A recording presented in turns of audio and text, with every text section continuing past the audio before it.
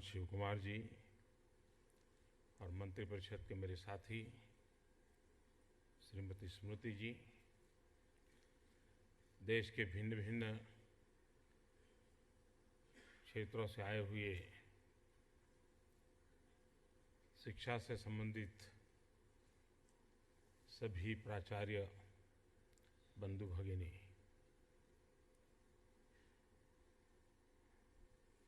कुछ समय पूर्व भाई जी आए थे तो उनका आग्रह था कि आप सबके साथ बातचीत करने का कोई कार्यक्रम बने। बातचीत का तो नहीं बना, भाषण का बन गया।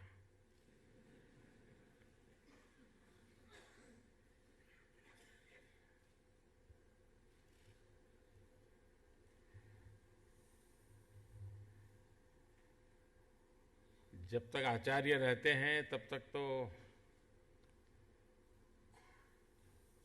विद्यार्थियों के साथ बड़ा गहन संबंध आता है, लेकिन जब प्रिंसिपल बन जाते हैं तो फिर ज़्यादातर क्लार्क के साथ और कागज़ों के साथ और फाइल के साथ ही समय बीत जाता है।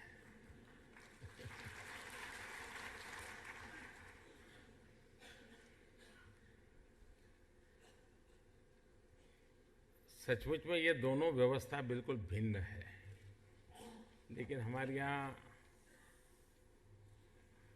सदियों से ये परंपरा चली है कि जो सीनियर मोस्ट आचार्य होता है वो प्राचार्य बनता है।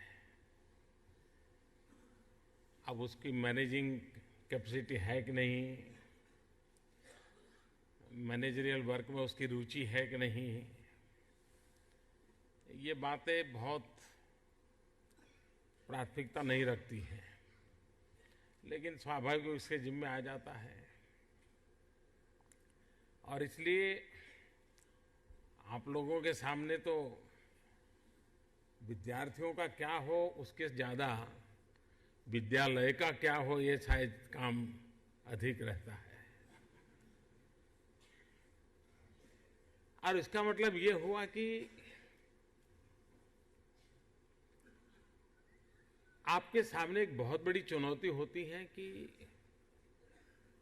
आज शिक्षा के, ज्ञान के इतने मार्ग उपलब्ध है, जानकारी पाने के इतने रास्ते उपलब्ध हैं और इतने सरल भी हैं कि ऐसी स्थिति में विद्या भारती तक लोगों को आकर्षित कैसे किया जाए।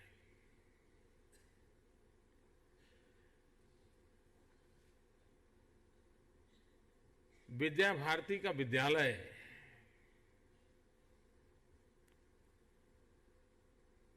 उसकी छवि क्या है? छवि उन अभिभावकों में नहीं जो विद्यार्थी हमारे यहां पढ़ते हैं। अगर एक नगर के अंदर 100 स्कूल है, उसमें हमारी भी एक है, उन 100 स्कूल में हम कहां हैं? हम एक स्कूल थे, 2 हो गए, पहले 800 विद्यार्थी थे, अब 1600 हो गए। यही मानदंड है क्या? अगर ये मानदंड है तो समाज में जो परिवर्तन लाने का प्रयास किसी को करना है, जो शिक्षा और संस्कार दोनों को मिलाना चाहते हैं, साथ साथ चले ऐसा चाहते हैं, उनके लिए जिम्मेवारी बहुत बढ़ जाती है।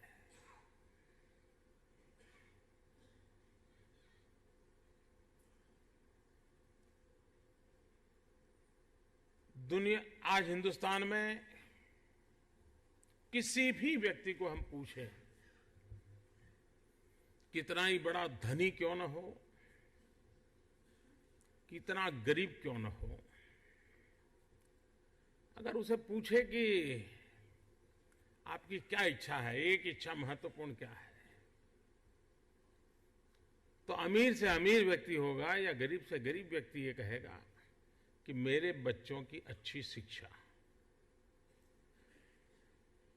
आप ड्राइवर को भी पूछ लीजिए कि भाई बच्चों को अच्छा पढ़ाना है, हमने तो जिनकी ड्राइवरी में निकाल दी, उसको उससे बाहर निकाला है। हर किसी के मन का कोई एक एजेंडा अपना है, तो अपने संतानों की शिक्षा है।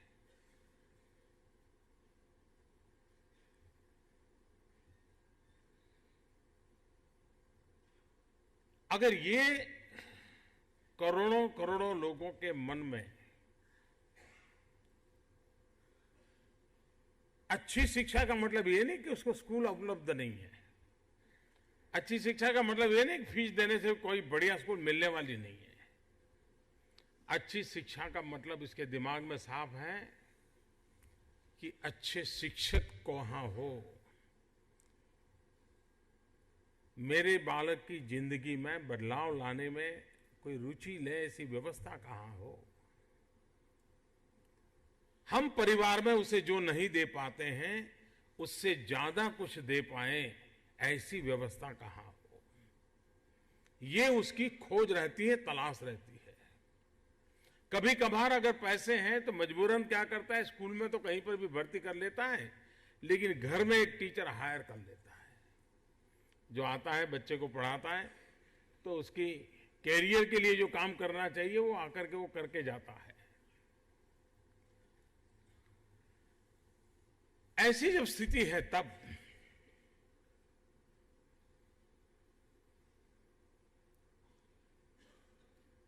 एक संस्था के लिए 12,000 स्कूल बहुत है, लेकिन इस देश के लिए ऐसी 12,000 स्कूलें बहुत कम है।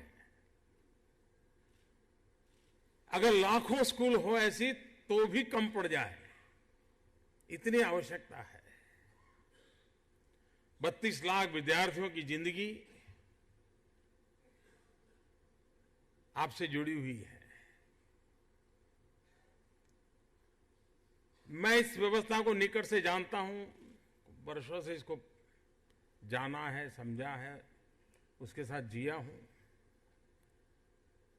और इसलिए मैं बहुत सी बातों को जानता हूं।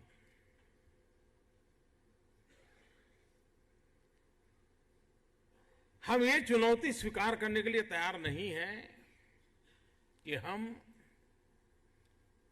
इन सारी व्यवस्था में टॉप पर होंगे।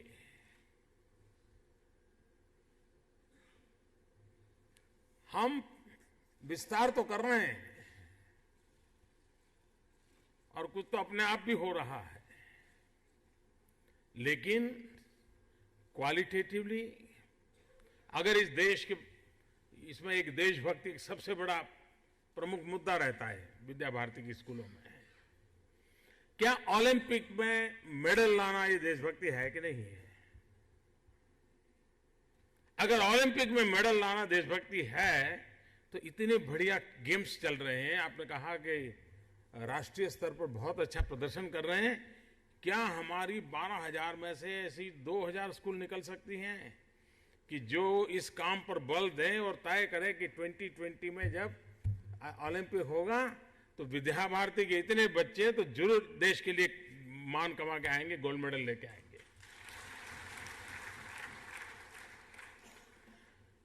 हमने हमारे लक्ष्य बदलने की जरूरत है, ऐसा मुझे लगता है। हम देश को ऐसा हर क्षेत्र में ऐसा नेतृत्व कैसे दे सकते हैं कि जो गर्व करे कि इस परंपरा ने मुझे बनाया है, इस संस्कारों ने मुझे सजाया है और आज मैं देश की यहां बैठकर के सेवा कर रहा हूं, इसका गौरवगान करने का अवसर कैसे आए। अगर 77 में विद्या भारती का ऐसा संगठन के रूप में जन्म हुआ, उसका मतलब कि 50 साल पास में है। 50 साल मनाने का कार्यक्रम की आप चर्चा करते ही होंगे, हो सकता है कि आपके कार्यक्रम में चलती होगी। क्या अगर हम 50 साल मनाने जा रहे हैं, गोल्डन जुबिली ईयर मनाने जा रहे हैं, तो हम ऐसे टारगेट तय कर सकते हैं जो पहले कभी नहीं हुए थे, जो कभी विद्या भारती के दायरे में नहीं थे, ऐसे टारगेट बना सकते हैं। जो प्राचार्य है उसके जिम्मे इस प्रकार का काम है। वो एक प्रकार से अपने स्कूल का ब्रांडिंग करने का पूरा अगर मौका किसी के पास है तो प्राचार्य के पास है। हम वो लोग हैं जो इस बात को मानते हैं कि ज्ञान चारों दिशा से आने दो। हमने कभी ज्ञान के दरवाजे बंद नहीं किए। हम कभी किसी की ज्ञान के प्रवाह से भयभीत नहीं हुए, विचलित नहीं हुए। क्या आज हम अपने आप को पूछें, क्या हम दुनिया के किसी भी कोने से उत्तम जो बातें हैं उसको सुनने समझने के लिए हमारा मन खुला है क्या? हम उसके साथ तालमेल कर करके अपनी बात को अधिक शार्पन कर सकते हैं क्या? क्योंकि वेद काल से ये हमें तत्वज्ञान तो मिला है कि चारों तरफ से विचारों को आने दो, ज्ञान को आने दो। वेद काल से हम कह रहे हैं। हम वो लोग हैं जो कहते हैं वसुधैव कुटुंबकम, वेद काल से कह रहे हैं। अगर ये पूरा विश्व मेरा परिवार है तो कौन क्या कहां रहता है, कैसे रहता है, किस अवस्था में रहता है, क्या रंग है, वो मेरे लिए मतलब ही नहीं रखता है, क्योंकि समग्र विश्व को मैंने परिवार माना है। मैं उस प्रकार से उसके जीवन के विकास में कोई भूमिका अदा कर सकता हूं। अगर मैं उसके जीवन के विकास में भूमिका अदा कर सकता हूं तो मुझे मेरे उस परिसर के माहौल को भी उसी प्रकार से बनाना पड़ेगा। इन दिनों देश में और दुनिया में एक चर्चा चल रही है, क्लाइमेट चेंज, ग्लोबल वार्मिंग।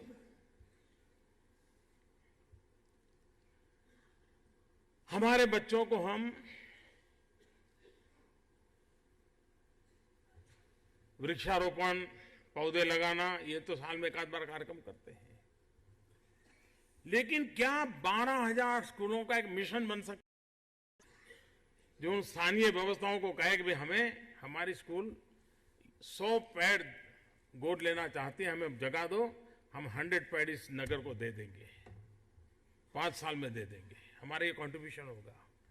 फायदा ये होगा कि हमारे सारे बच्चों को एनवायरमेंट की शिक्षा अपने आप मिलेगी और समाज के साथ हमारा जुड़ना बहुत स्वाभाविक बनेगा। चाहे हमारा परिसर बड़ा हो वहां करें, नहीं तो जो व्यवस्था है उसे हम मांगे कि हम आपको हमें जगह दीजिए, हम 100 पेड़ लगा करके देना चाहते हैं आप लोगों को। हम समाज जीवन में किस प्रकार से बदलाव लाए। अभी सरकार की तरफ से एक अभियान चल रहा है, बिजली बचाओ। क्या हमारे 32 लाख विद्यार्थी ऊर्जा बचत के सबसे बड़े दूत बन सकते हैं क्या? उन 32 लाख विद्यार्थी कम से कम 10 परिवार में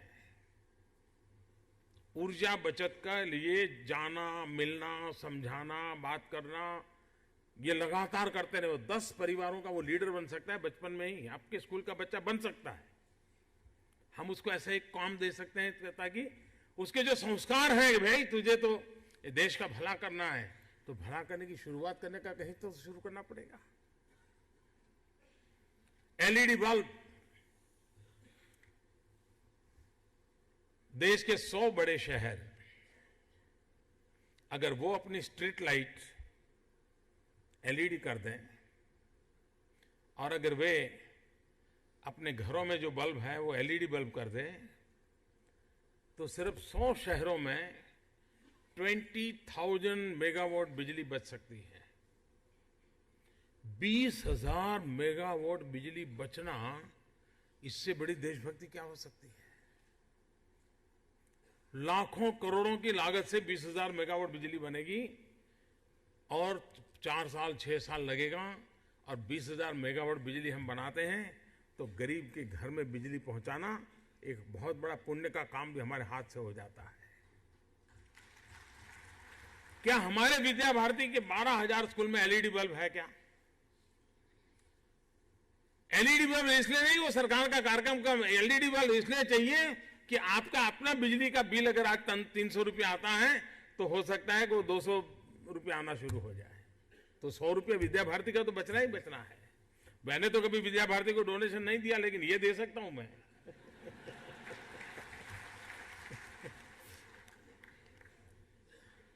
मेरा कहने का तात्पर्य ये है कि अब जैसे मैंने देखा, आप फिल्म में बताया कि बालकों को संस्कार हो रहे हैं, वो कूड़ा कचरा उठा रहे हैं, सफाई का काम कर रहे हैं। स्वच्छता एक स्वभाव बनाने की आवश्यकता है। हेल्थ रिपोर्ट्स कहते हैं कि अनेक देश ऐसे, खासकर के डेवलपिंग कंट्रीज, जहां बालकों की जो मृत्यु होती है, उन बालकों की मृत्यु के 40% बालक हाथ धोए बिना खाने की आदत के कारण मरते हैं। क्या हमारे 32 लाख विद्यार्थी अपने अड़ोस पड़ोस में, साथियों में, मोहल्ले में इस बात के लीडर बन सकते हैं कि कोई बालक ऐसा नहीं होगा कि जो हाथ धोए बिना कोई चीज खाता है? वे अपने आप में एक एजेंट बन सकते हैं, चेंज के एजेंट बन सकते हैं। और इसलिए विद्या भारती ने जो इतना बड़ा खड़ा किया है, जिसमें संस्कार सर्वोपरि है, जिसमें देशभक्ति लबालब भरी हुई है, जिसके वाणी में, वर्तन में, उपदेश में, सिद्धांतों में सादगी सहज है, ये ऐसी चीजें हैं जो आज सहजता से प्राप्त नहीं है, जो आपने 50 साल के लंबे तपस्या से इसे कमाया है।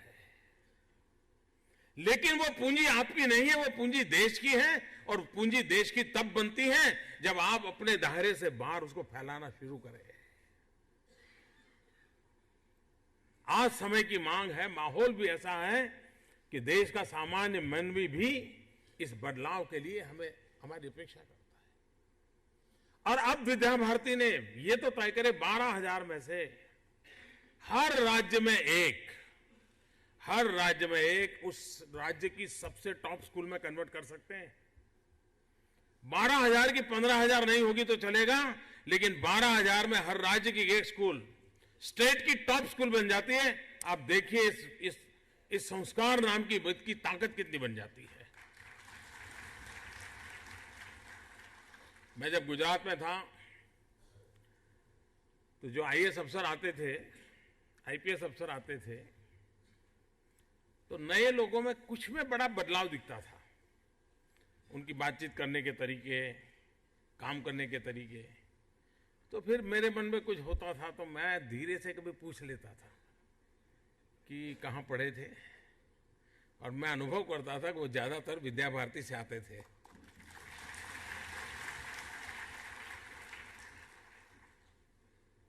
वो आईएएस बना है, आईपीएस बना है, लेकिन मैंने देखा कि उसकी प्राथमिकता सामान्य मानवी की समस्या, उसके प्रति उसका लगाव रहता, वो सजाग रहता था।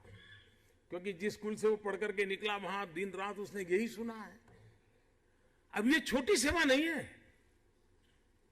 ये बहुत बड़ी सेवा है कि आप एक ऐसे व्यक्तियों को तैयार कर रहे हो जो इस गरीब के प्रति इतने संवेदनशील है, समाज के प्रति इतने संवेदनशील है। हम इस बात का कभी गर्व अनुभव करते हैं क्या जब हम 50 साल मनाए तब विद्या भारती एल्यूमना इकट्ठा कर सकते हैं? हम पूरे दुनिया भर में कहां कहां पहुंचे होंगे आपके विद्यार्थी, कई तो रिटायर्ड भी हो चुके होंगे। उन सबका एक डिजिटल, मुझे और भी लगता है कि विद्या भारती का अपना डिजिटल नेटवर्क होना चाहिए।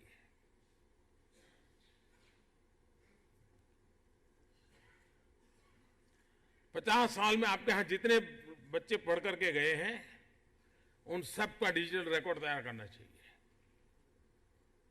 और ये व्यवस्था आज के युग में बहुत आवश्यक है। अगर भाई जी एक संदेश भेजें तो सुबह आपके 1.5 लाख टीचर के मोबाइल फोन पर वो संदेश क्यों ना आए? कोई टीचर ऐसा नहीं होगा जिसके पास मोबाइल फोन ना हो।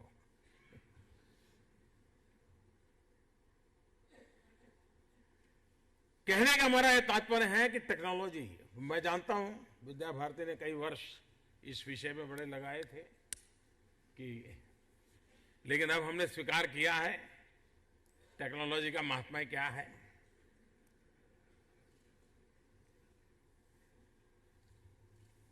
आप इससे बच नहीं सकते। अब जो है उसको हम अवसर में कैसे पलटे। टेक्नोलॉजी अपने आप में एक बहुत बड़ी ताकत है।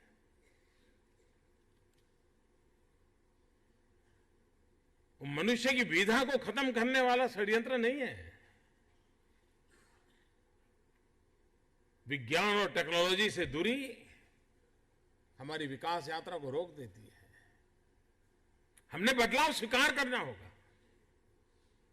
हमें टेक्नोलॉजी को जितना ज्यादा उपयोग में ला सकते लाने का प्रयास करना चाहिए। आपने विद्या भारती का वर्णन आधा घंटा मेरे सामने किया होता है, विद्या भारती क्या कर रही है, और आपने 3 मिनट में फिल्म बताई। दोनों में इतना फर्क होता है कि मुझे तुरंत समझ आ गया कि विद्या भारती क्या कर रही है। आधा घंटा भाषण किया होता तो नहीं समझ आता। ये उदाहरण है साहब, ये टेक्नोलॉजी से संभव हुआ। ये बहुत आवश्यक है कि विद्या भारती जैसा संगठन, उसकी अपनी ये ताकत, हर स्कूल में हर दिन एक ऐसी सकारात्मक घटना घटती होगी विद्यार्थी के कारण, आचार्य के कारण, विद्यार्थी के अभिभावकों के कारण, जो समाज गर्व महसूस करे। क्या ये हम टेक्नोलॉजी के माध्यम से आपकी सभी 12,000 स्कूलों में 1 घंटे में पहुंचा नहीं सकते? क्या पहुंचा सकते हैं?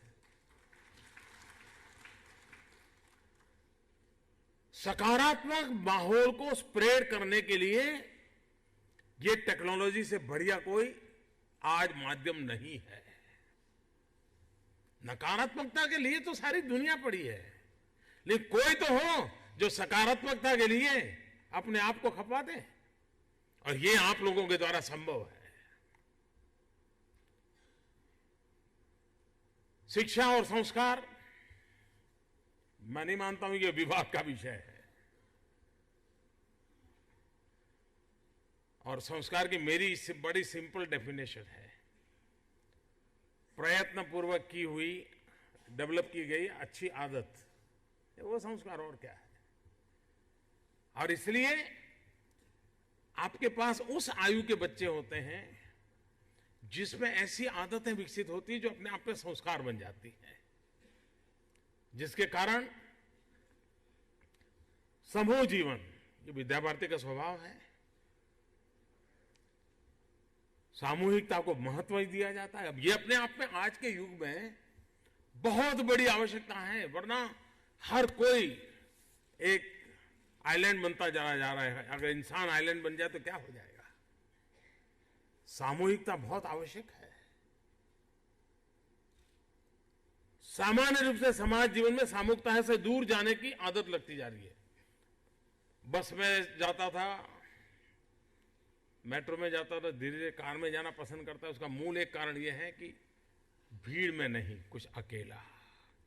विद्या भारती की कोशिश ऐसी नहीं, भीड़ में रहो और भीड़ के साथ चलो और देखो जिंदगी का आनंद क्या होता है। ये बहुत बड़े संस्कार है। इसको हम ताकत के रूप में कैसे उपयोग करें। और इसलिए हमारे शिक्षा और संस्कार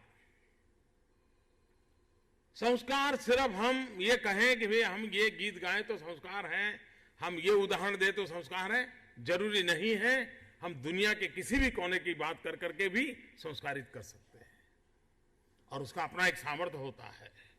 और तब जाकर के हमारे लोगों की बोलचाल की परिभाषा भी एक व्यापक बनेगी। हमारी बोलचाल की जो डिक्शनरी है वो 1000-1200 शब्दों वाली है। वो हमारी डिक्शनरी को हम 1,00,000 शब्दों वाली कैसे बना सकते हैं? हमारी बोलचाल की डिक्शनरी अगर बढ़ती चली जाती है, उसका विस्तार होता है, तो समाज के अन्य लोग जो भाषा समझते हैं उस भाषा में हम उनको कन्वे कर सकते हैं, उसकी बात को हम समझ सकते हैं। एकल विद्यालय का अभियान, बहुत कम लोगों को अंदाज होगा कि 50-52 हजार एकल विद्यालय कुल मिलाकर के विद्या भारती से अलग बाकी लोगों के द्वारा चल रहे हैं। दूर सुदूर जहां शिक्षक जाने को तैयार नहीं, जहां सरकार पहुंचने को तैयार नहीं, वहां पर एकल विद्यालय जाकर के काम कर रहा है, समाज जीवन में बदलाव ला रहा है। और बहुत लोग होते हैं जो जीवन में सिर्फ एक अवसर ढूंढते हैं, वो चाहते हैं ये अवसर देने का काम। और ज्यादातर विद्या भारती के काम गरीब बस्तियों में शुरू हुए, समाज के दबे कुचले लोगों के बीच में शुरू हुए, लेकिन शिक्षा के द्वारा उनके जीवन में परिवर्तन लाने का प्रयास हुआ है। और उस अर्थ में विद्या भारती ने बहुत बड़ी सेवा की है। आप सबके माध्यम से देश की अपेक्षाएं भी बहुत हैं। आप सभी प्राचार्य, आपके यहाँ जो शिक्षा उत्तम चलती होगी तो उसकी तो एक बराबर मैकेनिज्म बन गया होगा, लेकिन आपकी अपनी स्कूल जिसको आप संभाल रहे हैं वो टॉप पर आए कैसे, उस पर आप लक्ष्य दें, यही मेरी अपेक्षा है। बहुत बहुत धन्यवाद।